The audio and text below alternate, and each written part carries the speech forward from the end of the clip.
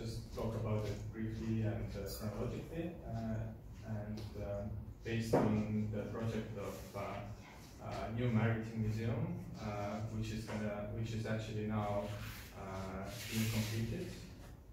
So you can see, like, close to the Fat Margaret building, the tower.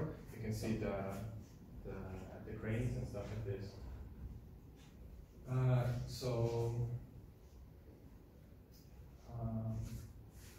Basically, chronologically, the project started like several years ago, and it was the competition was won by one local company, architecture company, and their idea was basically just to cover the courtyard with the roof, and they were actually hoping to also kind of get the interior design project also for themselves, but for them, unfortunately, it didn't happen like this. And me, then Raul Calvo and Helen Oja, we just did a competition and somehow happened to win it, to kind of design the whole interior space with exhibition and also certain architectural parts like stairs and ramps and stuff like this. So once we got involved, then actually there were already let's say 4 different parties there. So firstly there was this party of the architects who were a little bit maybe annoyed, and then there was a party of the scientists who were super enthusiastic. They had a lot of ideas and stuff like this. And there was a party of pragmatic client, the client who wanted the project to kind of earn a lot of money. And then there was a party of super conservative heritage board, because it was in the old town. So basically, like the architects were working in this kind of domain, producing drawings and really not really thinking about the project kind of in 3D terms. In their own heads, they had it in 3D, but basically they were communicating it as drawings and sections. Then the scientists had like 650 pieces they all wanted to kind of put into the building. Then the client had like all this like things they wanted to have. All those things kind of needed to be signed, like all those drawings needed to be signed. And then the heritage board basically was kind of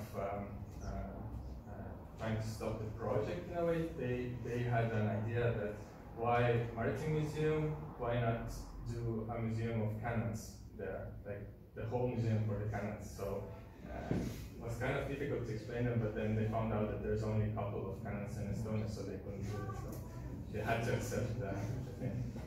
And then there was us, who we have all kind of different backgrounds. One person is interior architect, then one person is more kind of like a coder type of architect, like working in a parametric domain, and then I was more like with the visualization background, although I'm also kind of graduated as an architect. So because I had kind of like an experience to produce the interactive spaces, although so far in academia, and then on the other side for like the private developers, then we came up with the idea that but it was a little bit it was a little bit optimistic. We came up with the idea that we will try to communicate all the parties with a really good interactive 3D model that can be used to produce all the drawings, that it can be used to explain all the spatial things, and that can be used to kind of pack all the objects in there, and also kind of show the heritage board, all this stuff. So this was the really first try. It was kind of we were kind of laughing, and the scientists wanted to like put a gun in there, and we were coming with yeah, exactly, yeah, kill the museum, can we jump on this like super expensive thing they found out somewhere, and stuff like this. So it was a little bit like chaotic in the beginning, but we were really like coming to the meetings with the VR headset, dragging the computer was a little bit annoying, but the idea was that the client would look at the stuff, give us, let's say, the first guess, and we just do drawings once. We wouldn't do drawings all like several times again. So we would spend a lot of time to do this 3D model, but then on the other hand, we would save time on the drawings. So and it kind of worked, but because the museum is so complex, it's so kind of like intricate, and the space is it's not a flat space. It's already there's like walls and nothing can be ruined or touched. Then we had to make a photogrammetry out of it for the VR model, for the 3D model. So basically, we would go into the building, and we would we build those like light stands to kind of make an even light to make a photogrammetry out of the walls. And in the end, all the kind of important places we got. So this was all manual work.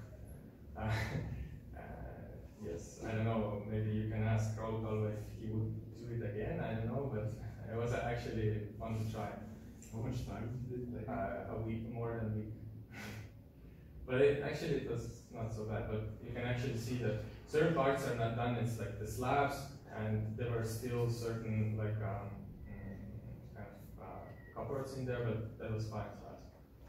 So, and also actually we would actually kind of update it as the time went on, because they excavated this like one part, which is the medieval sewer system, and it just runs through the whole project. There was like a space for like a Tallinn model and like interactive like screens and stuff like this, but they found it during the excavations, and the heritage force said like, whoa, this is so cool, this is old sewer system, so like trash was like flowing through there and stuff, and they said you have to preserve it. So we made also like a photograph out of it. And you can see here why it was so important, because you can see that certain parts, like we needed the information of this like super complex walls. They were not really straight, so nothing would touch it, because if the construction company would find out on the site that it's something is touching or something like this, they would have to cut it or it would be ugly. So yeah, and the other thing we actually used it for was this James Gibson invent optical array kind of study, is that we had all those let's say exhibition kind of showcase areas, and the space is really narrow, so it has to fit the people with the wheelchair and all those things. So we would use VR to actually look at the exhibition, like the showcase areas, in terms of angle. Is it like all the objects are really kind of in a logical way or something like this? So we would actually test. We did like 8 different heights and angle analysis for the showcasing, and we tested them in the VR.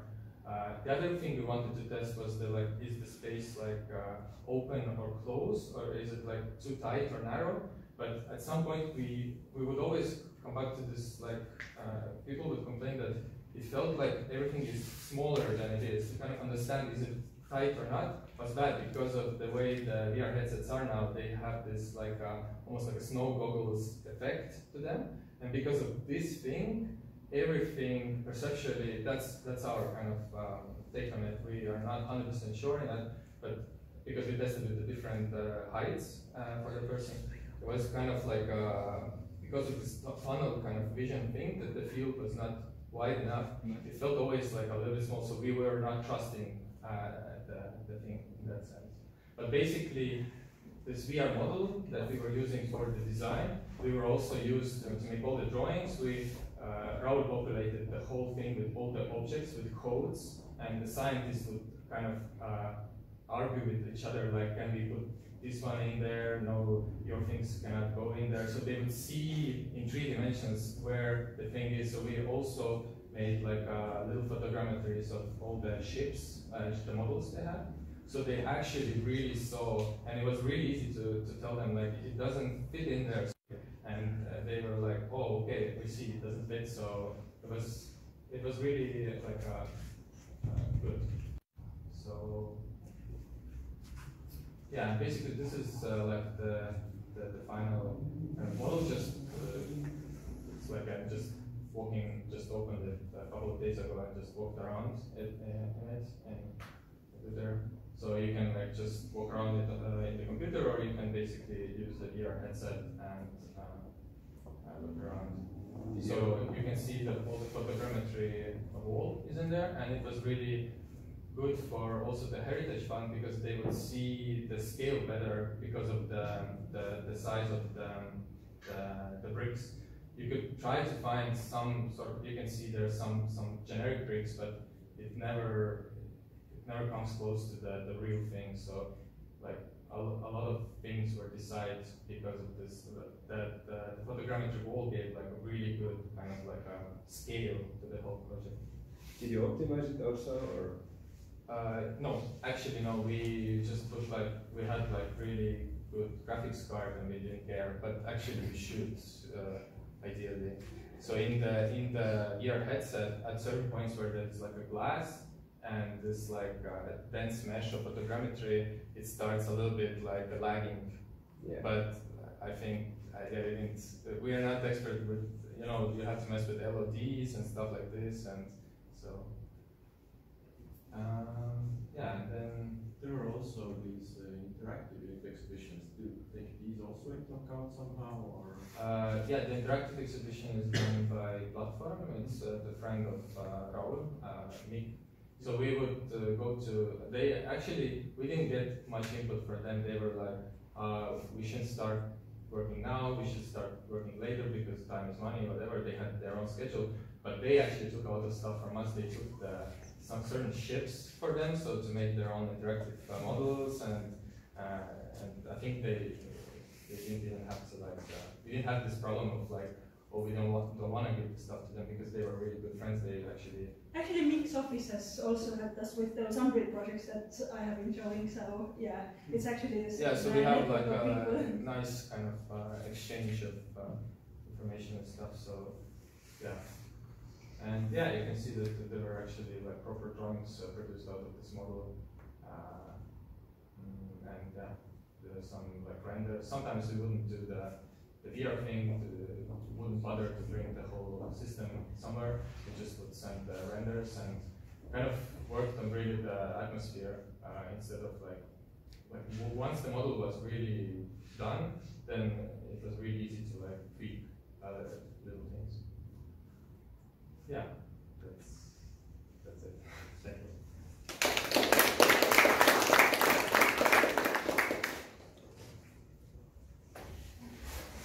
What do you think, how much time it saved for you?